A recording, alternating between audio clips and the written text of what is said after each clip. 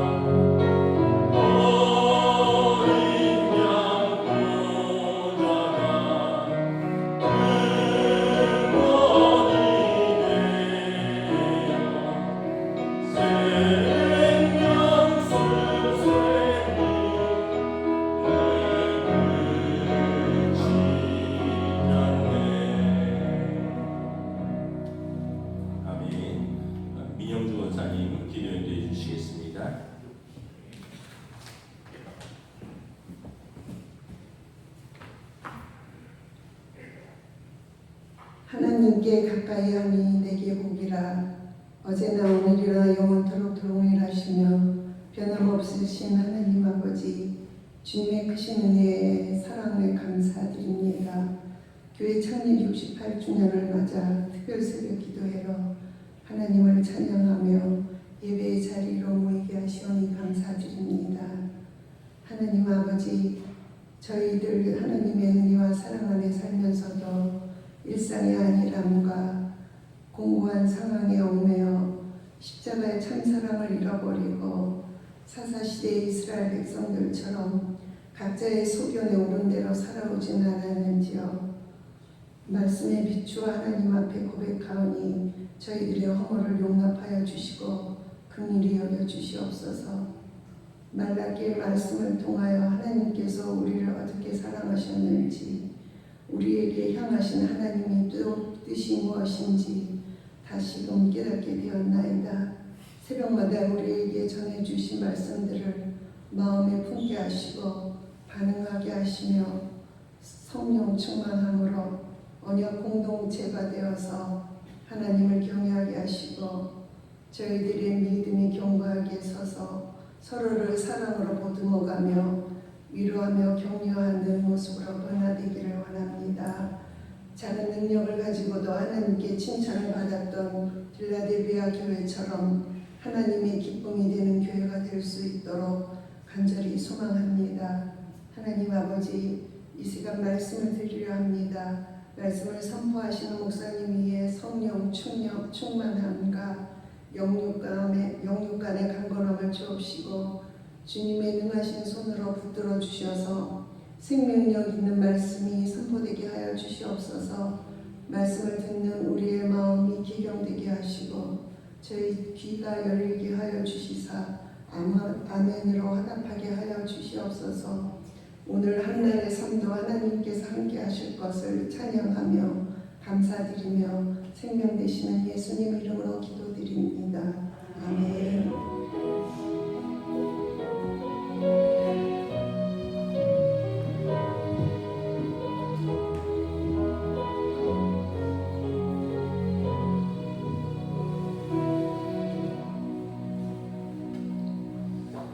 오늘 우리에게 주신 하나님의 말씀은 구약성경 말라기 3장 13절에서 18절까지 말씀입니다. 구약성경 말라기 3장 13절에서 18절입니다. 구약성경 1330페이지입니다.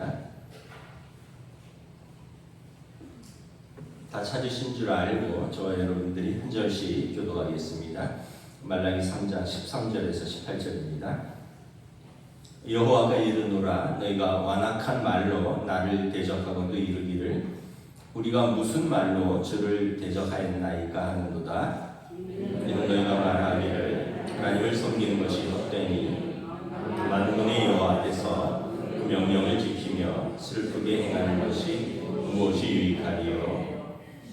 지금 우리는 교만한 자가 복되다 하며 악을 행하는 자가 번성하며 하나님을 시험하는 자가 화를 면한다 하노라 함이라. 내 여호와를 경외하는 자들이 피차에 말하니 여호와께서 그것을 분명히 들으셨고 여호와를 경외하는 자와 그 이름을 존중히 여기는 자를 위하여 여호와 앞에 있는 기념책에 기록하셨느니라. 만군의 여호와가 이르노라, 나는 내가 정한 날에 그들을 나의 특별한 소유로 삼을 것이요 또 사람이 자기를 섬기는 아들을 아낀같이 내가 그들을 아끼리니 그때 너희가 돌아와서 의인과 악인을 분별하고 하나님을 섬기는 자와 섬기지 아니하는 자를 분별하리라. 아멘. 할렐루야. 특별 새벽 기도의 마지막 날입니다. 한 주간 참석하시느라고 애쓰셨습니다. 우리 마지막 날이니까 서로 한번 인사하겠습니다. 한 주간 애쓰셨습니다. 네, 우리가 말라기서 하나님의 이제 하나님께 응답하라. 그래서 하나님의 사랑에 응답하고 하나님 경외함으로 응답하고 공동체의 언약에 응답하고 하나님께 소망을 두고 또 하나님의 성전을 버려두지 말고 오늘은 하나님의 약속을 기억하라. 내일 한 번 더 할 예정입니다. 새벽이 아니라 내일 주일이죠. 특별 새벽 기도의 주제랑 연결해서 4장이 남았습니다. 치유하시는 하나님을 교회 창립 기념주일의 말씀을 전함으로 말라기서를 마치려고 합니다. 말라기서는 하나님의 사자 말라기가 이스라엘 백성에게 하나님의 말씀을 전하면 이스라엘이 답변하고 또 거기에 대해서 하나님이 말씀하시는 그런 내용으로 계속해서 전개가 됩니다. 오늘 본문도 하나님과 이스라엘의 비슷한 문답이 이어집니다. 13절 함께 봉독합니다. 여호와가 이르노라 너희가 완악한 말로 나를 대적하고도 이르기를 우리가 무슨 말로 주를 대적하였나이까 하는도다. 하나님께서 말라기 선지자를 통하여 이스라엘에게 경고하십니다. 너희 말이 완악하다는 거예요. 하나님 들으시기에 완악한 말을 한다는 겁니다. 완악하다라는 뜻은 뭐냐 하면 목이 뻣뻣하고 그 마음이 굳어 있다라는 뜻입니다. 다시 말하면 하나님 앞에서 너희가 교만하게 말한다라는 것이죠. 우리가 이걸 통해서 한 가지 또 알 수 있는 것은 하나님이 우리 말을 다 들으신다라는 거죠. 그러자 이스라엘이 당돌하게 대답합니까? 13절에 우리가 무슨 말로 주를 대적하였습니까? 이런 대답 자체가 하나님 앞에서 완악한 자세와 태도죠.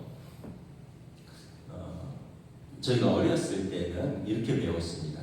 부모님이나 선생님이 불러서 무슨 꾸중을 하실 때 동의되지 않는 부분이 있더라도 일단 그 말씀을 끝까지 다 듣고 난 이후에 그 다음에 아버지 또는 선생님 말씀 잘 들었습니다. 그런데 제가 한 말의 의도는 그것이 아니었습니다. 제가 하는 행동은 그런 뜻이 아니었습니다. 이렇게 하라고 배웠습니다. 근데 요즘은 노라고 말할 수 있는 용기 있는 시대입니다. 그래서 아버지나 선생님이 무슨 말하면 중간에 딱 끊고 그래서 뭐가 잘못됐는데요? 그래서 제가 뭘 잘못했다는 거예요? 이렇게 그냥 그래서 이제 더 이상 할 말을 잃고 대화가 어려워지는 경우들을 봅니다. 지금 이스라엘의 모습이 이러한 것 같습니다. 하나님께서 하나님의 사자 말라기를 통해서 이스라엘에게 말씀하시죠. 우리 말라기서 1장 2절부터 쭉 보면 하나님께서 내가 너희를 사랑하려 했노라. 이스라엘이 하나님 우리를 어떻게 사랑하셨는데요? 또 말라기서 1장 6절에 아들이 아버지를 공경하고 종이 주인을 공경하는 것이 마땅한데 너희는 나를 공경함이 없도다. 그랬더니 우리가 어떻게 주의 이름을 멸시하였는데요? 어제도 말라기 3장 7절에 너희가 나의 규례를 떠났도다. 나의 규례로 돌아오라. 우리가 어떻게 하는 게 돌아가는 건데요? 오늘 본문 말라기 13절에서도 너희가 완악한 말로 나를 대적하는도다. 우리가 무슨 말로 주를 대적하였는데요? 이걸 이렇게 보면 참 하나님께서도 할 말이 없으시겠다 이런 생각을 합니다. 그런 책 제목이 있더라고요. 다정함도 지능이다. 이런 내용이 있더라고요. 어릴 적 엄마가 말씀하셨다. 똑똑한 사람이 아니라 다정한 사람을 만나라고. 똑똑한 사람은 맞는 말에 너무 집착해서 함께 있을 때 생각이 많아지게 만들지만 다정한 사람은 서로가 웃는 데 집중할 줄 알아서 함께 있으면 마음을 편안하게 만든다고. 그래서 의외로 가장 똑똑한 사람은 가장 다정한 사람이다. 알고 보면 다정함도 지능이다. 이런 책이 있더라고요. 우리가 하나님 앞에서 사람 앞에서 참 지혜로운 말을 지혜롭게 하는 지혜를 달라고 기도해야 됩니다. 도대체 이스라엘이 하나님 앞에서 어떻게 완악하게 말을 했길래 하나님께서 너희가 나를 대적한다라고 책망을 하십니까? 14절 함께 공부합니다. 시작. 이는 너희가 말하기를 하나님을 섬기는 것이 헛되니 만군의 여호와 앞에서 그 명령을 지키며 슬프게 행하는 것이 무엇이 유익하리요. 하나님 섬기는 것이 헛되다는 거예요. 그리고 하나님 말씀 지키고 회개하고 이런 거 돌아보니까 우리에게 무슨 유익이 있느냐라는 것입니다. 헛되다라는 말은 샤웨라는 단어인데 뜻이 공허하다, 비어있다 이런 뜻입니다. 그러니까 이스라엘은 우리가 하나님 말씀대로 예배도 드리고 순종도 하고 또 하나님 말씀의 은혜를 받아서 눈물을 흘리며 회개도 했는데 지금 돌아보면 이게 다 헛되다라는 거예요. 이게 나에게 도대체 무슨 일이 있느냐, 이게 내 인생에 무슨 도움이 되었느냐라는 겁니다. 오늘 우리로 말하면 내가 지금까지 교회에서 예배드리고 뭐 이런저런 자리에서 봉사하고 피곤한데도 뭐 속으로 활동도 하고 지금까지 믿음으로 살려고 애썼는데 돌아보니까 다 소용없다. 뭐 내 삶에 뭐가 이루어진 게 있느냐, 내 삶에 결실이 없다라는 거예요. 공허하다라는 거죠. 이스라엘이 감히 하나님 앞에서 왜 이렇게 불평할까요? 이스라엘이 이렇게 말하는 이유가 이어지는 15절에서 찾을 수 있습니다. 15절 함께 읽습니다. 시작. 지금 우리는 교만한 자가 복되다 하며 악을 행하는 자가 번성하며 하나님을 시험하는 자가 화를 면한다 하노라 합니다. 이스라엘이 생각할 때 교만한 자가 복을 받고 악을 행하는 자가 번성하며 하나님을 시험하는 자에게 화가 미치지 않는 시대에 살고 있다는 거예요. 그러니까 하나님의 공의와 심판이 어디 있느냐라는 것입니다. 자기들은 포로로 잡혀가서 온갖 고생을 하다가 70년 만에 고향으로 돌아와서 수룹바벨과 함께 힘써서 성전을 건축하고 느헤미야와 함께 힘써서 이제 성벽을 중수하고 학사 에스라에게 말씀을 배웠습니다. 매 안식일마다 성전에서 빠짐없이 제사도 드렸고 학사 에스라가 말씀을 읽을 때 그들 가운데 눈물을 흘리며 가슴 치는 회개도 했습니다. 그리고 하나님 말씀대로 살겠다고 결단도 했습니다. 그런데 이제 남은 것은 하나님께서도 자기 백성에게 축복해야 되지 않느냐라는 것입니다. 그게 하나님의 도리 아니냐는 거예요. 근데 자기의 현실을 보면 주변에 하나님을 알지 못하고 우상 숭배하는 이방 족속들이 복을 받는 것 같고 하나님의 백성을 압제하고 악을 행하는 그 백성들이 번성하는 것 같고 과연 너희 하나님이 살아계시냐 하고 이스라엘을 조롱하고 하나님을 시험하는 이방인들이 잘 되는 것 같은데 이게 도대체 무슨 이치냐라는 거예요. 그래서 하나님 섬기는 게 다 헛되다. 그 믿음이 다 별 유익도 없다 내 삶에. 결국 이스라엘이 이제 단단히 시험에 든 거죠. 지금 이스라엘의 영적 상태를 볼 수가 있어요. 시험에 들어서 전능하신 하나님 앞에서 하나님 섬기는 거 헛되다. 우리의 믿음, 우리에게 아무런 유익이 없다라고 말한다는 거예요. 우리도 혹시 그렇게 말하지 않습니까? 내가 매주일 피곤한데 예배도 빠지지 않고 드리고 지금까지 이런저런 자리에서 힘써서 수고하고 봉사도 했고 교회에서 하라는 건 나름대로 빠지지 않고 순종하면서 했는데 도대체 내 삶 왜 지느냐, 뭐 풀리는 게 뭐가 있느냐. 연로하신 부모님은 편찮으시고 남편 사업은 시원찮고 아이들은 속썩이고 뭐 나는 무슨 낙으로 하나님 앞에서 살아가냐, 내 믿음 부질없다. 혹시 그러지 않습니까? 젊은이들은 또 이렇게 말할 수 있죠. 원하는 직장에서 이력서는 떨어지고 뭐 원하는 뭐 대학에는 못 가고 또 지금 일하는 곳에서는 뭐 또 그만 나오라 그러고 또 사랑하는 연인과는 헤어지고 뭐 내 삶을 보니까 내 신앙생활에 회의가 된다. 내가 도대체 왜 신앙생활을 하는 거냐? 하나님 날 사랑하시는 거 맞냐? 다 부질없다.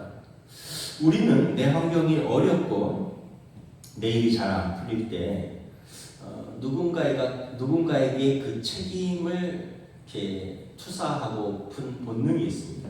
투사라는 것은 어떤 현상을 다른 사람에게 이렇게 비추는 거예요. 그래서 자기의 어려운 현실을 동정하고 자기 자신을 합리화하고 누군가에게 책임을 묻는 것입니다. 이게 이제 우리의 방어 기제고 우리의 인간의 본능입니다. 이스라엘 백성이 광야로 나왔습니다. 하나님이 그들을 종되었던 땅에서 부르시고 가나안 땅 입구에서 가데스 바네아에서 12명의 정탐꾼을 보내어 40일간 정탐하고 돌아왔습니다. 그리고 정탐꾼들이 돌아와서 여호수아와 갈렙을 제외하고 나머지 10명이 야, 그 땅 되게 좋은 땅인데 우리 그 땅에 절대 못 들어간다. 그 땅에 거인들이 산다. 우리 그 땅에 들어가면 죽는다. 그랬더니 온 백성이 울면서 이렇게 말했습니다. 하나님이 우리를 미워하신다. 다시 이집트로 돌아가자. 정탐꾼 보고 와서는 놀라서 하나님이 우리를 미워하신다는 거예요. 광야에서 매일 하늘에서 내리는 양식을 받아 먹었습니다.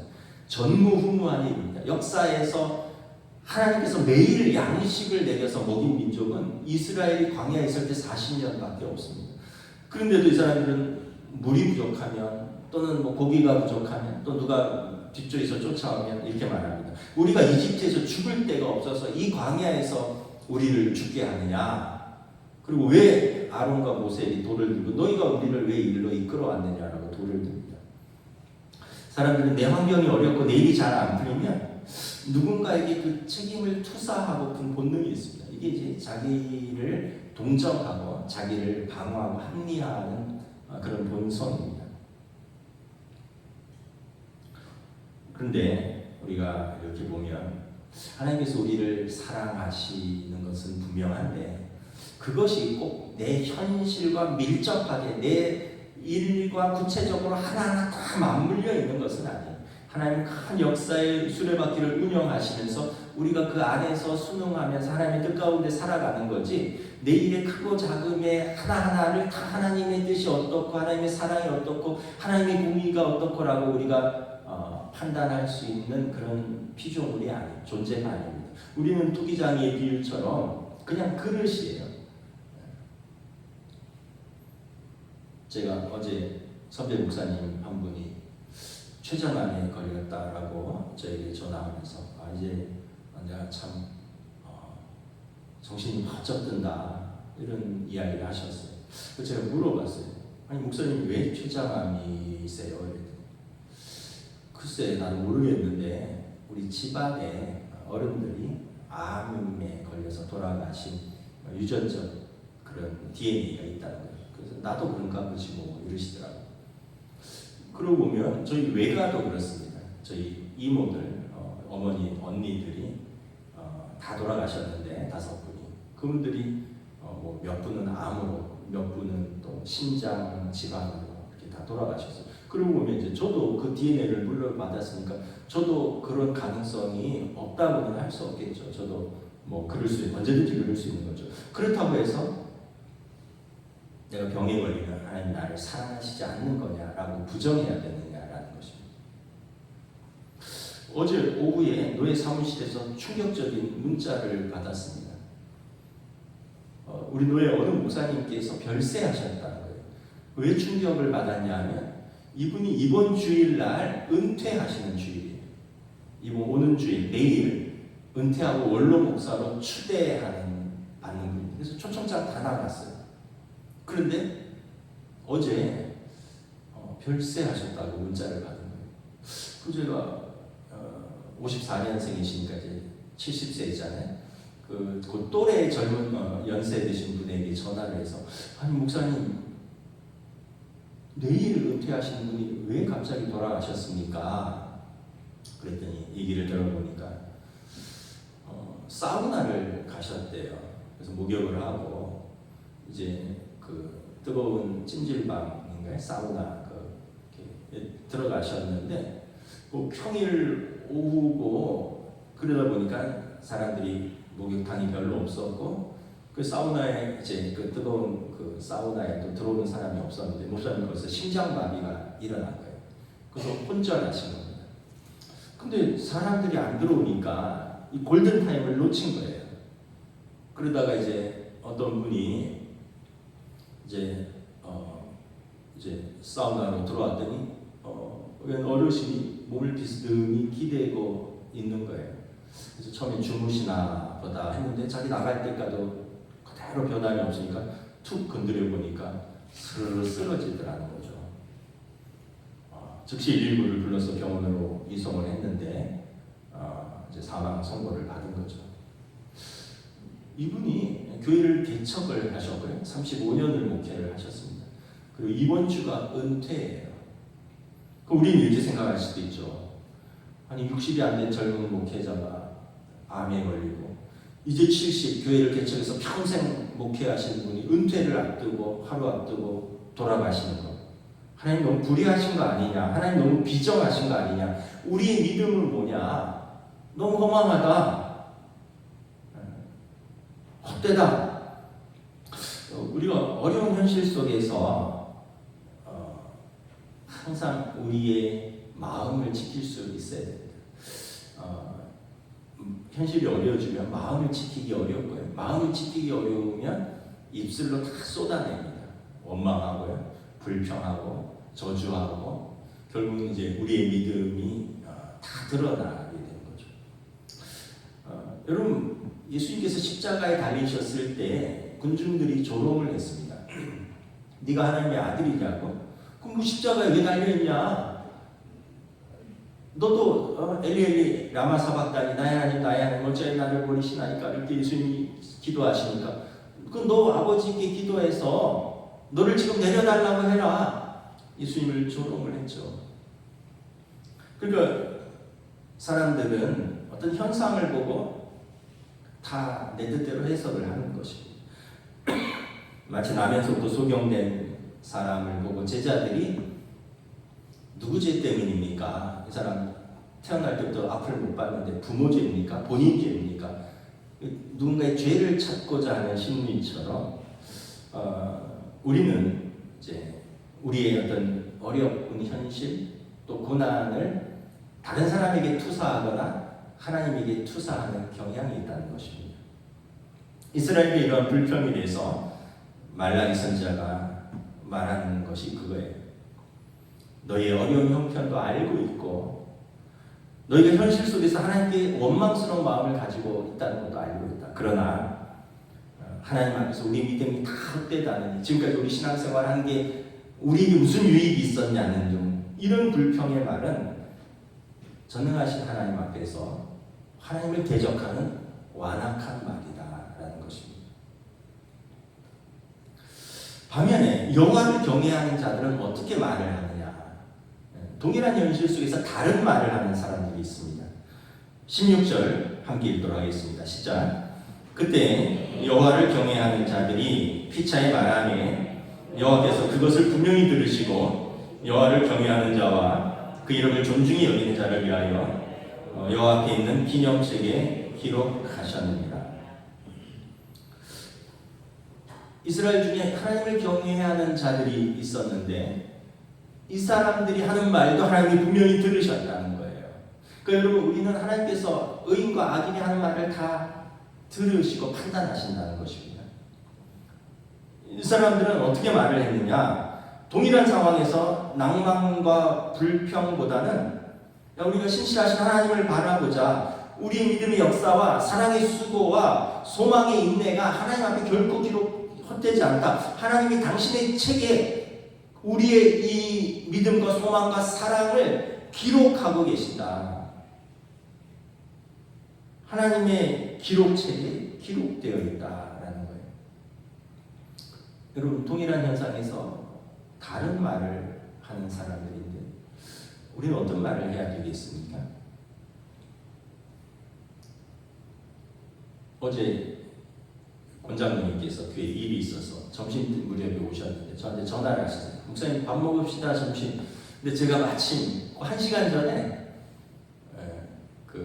이제 부산에서 올라온 그 후배 목사가 밥 먹자고 전화를 해서 막 나가는 길이었어요. 그래서 아유 장로님 일주일 내내 혼자 밥 먹었는데 집에서 장로님 밥 사주신다 그랬는데 제가 마침 오늘 후배가 지방에서 올라와서 같이 점심을 먹기로 해서 미안하게 됐습니다. 이러고 나가서 이제 그 후배 목사를 만났어요. 이분은 이제 저희 절친한 후배인데 이분이 젊어서 고난을 많이 당한 분입니다. 서울의 유명 대학에 공대를 나왔습니다. 은혜를 받고 하나님의 부르심에 순종해서 신학대학원에 진학을 했습니다. 그리고 사랑하는 사람을 만나서 결혼을 하고 가정을 이루고 부목사로 사역을 시작을 했는데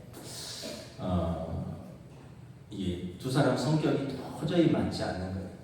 그래서 말 그대로, 진짜 말 그대로 성격 차이로 이혼을 했습니다. 이혼을 하니까 교회 사역을 그만둬야 되잖아요. 다 하니까. 다른 일들은 뭐 할 수 있는데 이상하게 교회 사역은 가장 어떻게 보면 좀 자비롭고 은혜가 필요한데 뭐 네 가정도 못 돌보는데 네가 무슨 목회를 하냐. 그래서 한국 교회에서는 이혼하면 사역을 할 수가 없습니다. 목회자가 여러 곳에 이력서를 넣었는데 길이 안 열리니까 이제 미국으로 유학을 떠났습니다. 텍사스에서 석사를 마쳤고 제가 LA 있을 때 우리 학교에 박사과정을 좀 알아보려고 왔다가 이제 저를 만났습니다. 그 이야기를 들어보니까 혼자서 외롭게 7, 8년을 지금 외국에서 공부하고 한국에서 뭐 이렇게 힘들게 지내고 있더라고요. 결국은 이제 캐나다로 박사과정의 길이 열려서 캐나다로 갔습니다. 그때 거기에서 이제 한 자매를 만났어요. 그 자매도 간호사였는데 한국에서 이혼하고 힘드니까 공부나 다 하셔서 캐나다로 박사과정을 온 자매였는데 두 사람이 공부하다가 교회에서 서로 위로가 되고 의지가 돼서 사랑이 꽃핀 거예요. 그래서 두 돌싱이 캐나다에서 사랑을 꽃피우고 두 분 다 박사과정을 마치고 거기서 결혼을 하고 한국으로 귀국을 했습니다. 그리고 남편은 대구에서 교수로 임용이 되었고 부인은 부산에서 간호학과 교수로 임용이 되었어요. 그래서 둘 다 종합대학교의 교수로서 이렇게 지금 이제 교수로서 가르치고 있습니다. 오늘이죠. 이제 오늘 이대에서 학회가 있다고 이제 그 친구가 올라온 김에 이제 저를 만나서 이렇게 식사를 하고 이런저런 얘기를 하는데 그런 얘기를 하더라고요. 젊었을 때 현실이 너무 절망적이라서 밤에 눈만 감으면 눈물이 저절로 막 흘러내렸다는 거예요. 낮에는 막 공부하고 정신 없는데 밤에 그냥 침대 혼자 이렇게 있으면 뭐 눈물이 막 흘러내려요. 내 잘못인가 같기도 하고 현실도 그렇고 하나님도 원망스럽고 그런데 돌아보면 자기를 버리지도 아니하시고 떠나지도 아니하시고 나를 붙드시는 하나님의 은혜의 손길이 있었다. 이거를 내 삶으로 고백할 수밖에 없었다는 거죠. 그 눈물의 10년의 세월이 있었는데 하나님께서 새롭게 가정을 세워주시고 새롭게 사역의 길을 열어주시고 그래서 하나님 그를 또 그 부부를 다시 쓰는 거죠. 그 시편 139편 다윗의 시편에 감찰하시는 하나님에 대해서 이야기를 하더라고요. 저도 좋아하는 시편인데 잠깐 소개해드려요. 여호와여 주께서 나를 살펴보셨으므로 나를 아셨나이다. 주께서 나의 앉고 일어섬을 아시고 멀리서도 나의 생각을 밝히 아시오며 나의 가는 길과 나의 앉는 것을 살펴보셨나이다. 나의 모든 행위를 익히 아시오며 여호와께서 내가 형질이 지어지기 전부터 나를 아시고 보셨나이다. 내가 어디로 숨으며 어디로 피하리까? 내가 은밀한 데서 지음을 받았고 가장 깊은 곳에서 기이하게 지음을 받을 때에 나의 형체가 주의 앞에 숨겨지지 못할 것이다. 내 형질이 이루어지기 전에 주의 눈이 보셨으며 나를 위하여 정한 날이 하루도 되기 전에 주의 책에 다 기록이 되었나이다. 하나님께서 태어나기 전부터 나를 아시고 내가 어머니 뱃속에서 내 오장육부가 찌어들 때부터 하나님의 책에 기록이 다 되어 있고 나의 앉고 일어섬을 다 아시는데 내가 어디로 피하며 어디로 가리까? 다윗의 감찰하신 하나님의 고백입니다. 오늘 본문 16절에 여호와를 경외하는 자들의 말과 동일합니다. 여호와를 경외하는 자는 하나님 그 이름을 존중히 여기시고 그를 위하여 여호와 앞에 있는 기념책에 기록하였느니라. 여러분 하나님께서 어떤 말을 하는 사람들을 기뻐하실까요? 17절, 18절 함께 읽도록 하겠습니다. 만군의 여호와가 이르노라 나는 내가 정한 날에 그들을 나의 특별한 소유로 삼을 것이요 또 사람이 자기를 섬기는 아들을 아낌없이 내가 그들을 아끼리니 그때 너희가 돌아와서 의인과 악인을 분별하고 하나님을 섬기는 자와 섬기지 아니하는 자를 분별하리라. 하나님의 존전에서 범사에 겸손하게 여호와를 경외하는 자들을 하나님 어찌 아끼지 않을 수 있겠느냐라는 거예요. 17절에 보면 그들을 나의 특별한 소유로 삼을 것이라고 말씀합니다. 요즘 출애굽기에서 하나님께서 시내산 언약에서 하신 말씀을 그 약속을 반복하는 것입니다. 그리고 그들을 내 아들을 아낌 같이 내가 그들을 아끼리라. 하나님께서 예수 그리스도 아들을 아끼지 아니하시고 우리를 위하여 내어주셨는데 누가 우리를 대적하리요? 아들을 아끼지 않으신 분이 우리에게 가장 좋은 것을 주시지 않겠느냐라는 것입니다. 18절에 여호와의 날에 여호와를 경외하는 자들을 하나님이 의로우신 재판장에 함께 동석하여 앉히시겠다라고 말씀을 합니다.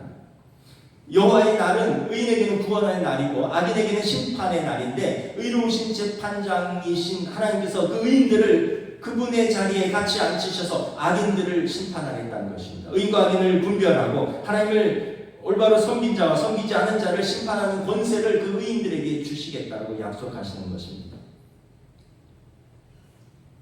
이게 멀리 일어날 일이기도 하지만 실제로 역사 속에서도 일어나죠. 요셉을 기억하십시오. 요셉은 형제들에게 배신당해서 죽을 뻔했고 노예로 팔렸습니다. 충성했던 주인의 여종에게 모함을 받아서 감옥에 갇혔습니다. 감옥에서 관원들의 꿈을 해몽해주고 도와주기로 약속했는데 감옥에 나가서는 잊어버렸어요. 그런데도 요셉은 어떤 상황에서도 입으로 하나님을 원망하는 죄를 짓지 않았습니다. 우리가 잘 아는 대로 창세기의 마지막은 요셉이 총리가 되어 형제들을 심판하는 자리에 앉아있는 것을 봅니다. 아마 내용은 나오지만 않았지만 보디발과 그 아내도 요셉 앞에 진작에 와서 무릎 꿇고 용서를 빌었을 것입니다. 오늘 말라기 선지자의 말씀처럼 여호와를 경외하는 자에게 주어지는 의인과 악인을 분별하고 심판하는 권세를 요셉이 받은 것을 알 수 있습니다. 그러므로 우리가 하나님의 신실하심과 선하심을 믿고 어떤 경우에서도 소망을 잃지 않고 살아가는 것, 이것이 우리의 믿음입니다. 젊었을 때 다 한 번씩 읽었던 푸시킨의 시처럼 삶이 그대를 속일지라도 슬퍼하거나 노여하지 마라. 슬픔을 딛고 일어서면 기쁨의 날이 오리니. 지금은 악인이 형통하고 의인이 고난당하는 그런 불합리한 현실 속에서 우리가 사는 것 같지만 여호와의 날이 이르면 하나님께서 유보해 두신 심판과 복을 그날에 반드시 의인과 악인에게 갚을 것이다. 그러므로 하나님이 다 알고 계시고 듣고 계시고 판단하고 계신다. 하나님 앞에 죄를 짓지 마라. 이것이 우리의 믿음인 것입니다. 오늘 말라기 선지자는 너희 입술로 하나님과 사람 앞에서 범죄하지 말라. 하나님의 신실하심을 기억하며 하나님께서 너희의 행위를 책에 기록하고 있으니 너희의 의로움은 하나님을 신뢰하는 것이다 라고 말씀을 하고 있습니다. 우리의 힘은 여호와를 기뻐하는 것입니다. 하나님의 약속을 기억하는 것입니다. 한 주간 특별 새벽기도 참석하시느라 수고가 많으셨습니다. 하나님께서 주의 백성들에게 은혜 베푸시기를 축복합니다. 이 시간 우리 함께 말씀을 붙들고 합심해서 기도하시고 오늘은 제가 마무리 기도하고 축도하고 마치겠습니다. 하나님 은혜를 감사합니다. 주여 우리를 긍휼히 여겨주시옵소서. 하나님 우리를 불쌍히 여겨주시옵소서. 우리의 삶에서 계속되는 어려움과 고난 속에서 우리가 시험에 낙심하는 때가 있습니다. 그러다 보니 늘 연약한 믿음으로 우리가 사랑을 정죄하고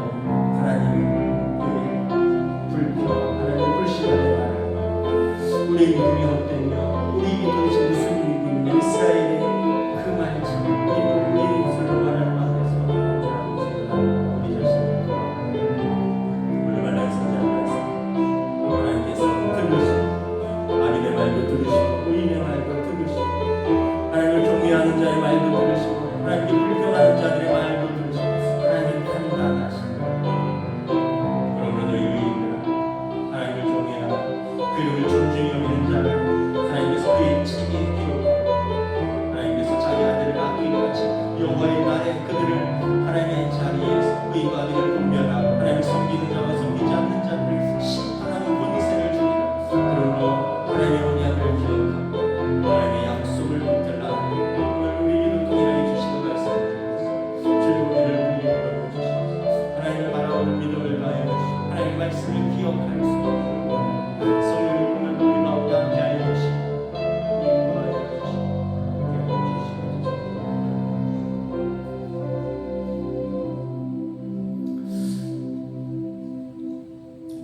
내게 복을 주시고 너를 지키시기를 원하며 여호와는 그 얼굴을 내게 비추사 은혜 베푸시기를 원하며 여호와는 그 얼굴을 내게 향하여 드사 평강 주시기를 원하노라.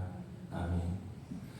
하나님 아버지, 또 한 주간 특별 새벽 기도회를 통해서 말라기 선지자를 통하여 포로에서 귀환하고 독립을 꿈꾸지만 여전히 포로된 지배 아래에 있는 현실, 여전히 고단한 삶, 하나님 앞에서 낙심한 이스라엘 백성들, 언약을 잊어버린 사람들, 그들이 하나님의 제사를 잊어버린 사람들이 말라기 선지자가 다시 한번 그들을 격려하며 또 때로는 하나님의 경고로 책망하며 때로는 하나님의 약속으로 그들을 붙들며 하나님께서는 너희들을 포기하지 않는다. 하나님은 당신들을 포기하지 않는다. 당신들이 하나님을 포기해도 하나님은 당신들을 포기하지 않으신 하나님입니다. 그러므로 현재의 의인이 형통한 것 같고 악인이 형통한 것 같고 의인이 고난받는 현실 속에서도 공의롭고 신실하신 하나님을 붙들라고 말씀합니다. 오늘 우리에게도 동일하게 주시는 말씀인 줄 믿습니다. 여호와의 날에 그날에 모든 것이 분명하게 판별될 것이다.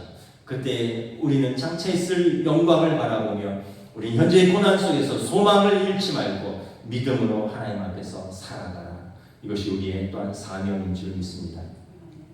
오늘 특별 새벽 기도를 통하여 한 주간 하나님 앞에 머리 숙인 사랑하는 성도들, 그들의 삶에 주님 간섭하여 주시고 또 감찰하시고 다 판단하신 하나님께서 가장 좋은 곳으로 아들을 아끼지 않고 우리를 위하여 내어주신 하나님께서 사랑하는 성도들을 붙들어 주시고 은혜 베풀어 주시옵소서. 감사를 드리오며 우리 주 예수 그리스도의 이름으로 기도드리옵나이다. 아멘. 이제는 우리 주 예수 그리스도의 은혜와 하나님 아버지의 사랑하심과 성령님의 역사하심, 교통하심, 교제하심, 인도하심, 한 주간 또 우리가 특별 새벽 기도에 말라기 선지자의 말씀을 붙들고 하나님 앞에서 믿음으로 더 깊이 하나님 앞에 나아가기를 다짐하는 사랑하는 우리 모든 성도들 위해, 우리 교회 위해 지금부터 영원토록 함께 계시기를 간절히 축원하옵나이다. 아멘.